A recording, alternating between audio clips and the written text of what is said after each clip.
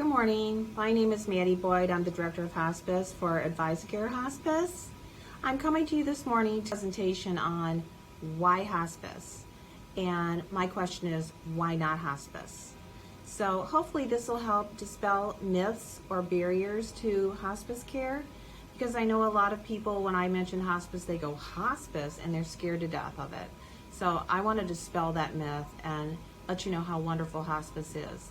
I've been doing this for years, almost 27 years, and which is a long time, most of my life. And just wanted to let you know that hospice affirms life, and it neither hastens nor postpones death. So what I mean by that is we go through this journey with the family, with the patient, with anybody who's interested in your loved one's life. Get a lot of questions. Normally, one of the things that families ask me, guardian, how am I going to pay for this? Well, this is how you're going to pay for it, because you already have paid for it. You are entitled to this Medicare benefit.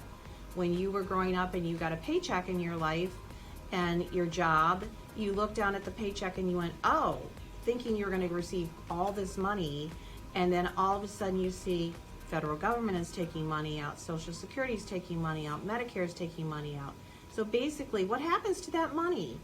Well, now you're hospice appropriate at this point, meaning you're eligible to receive the hospice Medicare benefit, and Medicare is going to give back and pay you that money by means of offering you care, which means a nurse, a social worker, an aide, the medical director, and spiritual care person. So this is Medicare giving back to you. So you are entitled to this. You don't have to pay anything out of your pocket. Okay, so that alleviates a lot of drawback from hospice.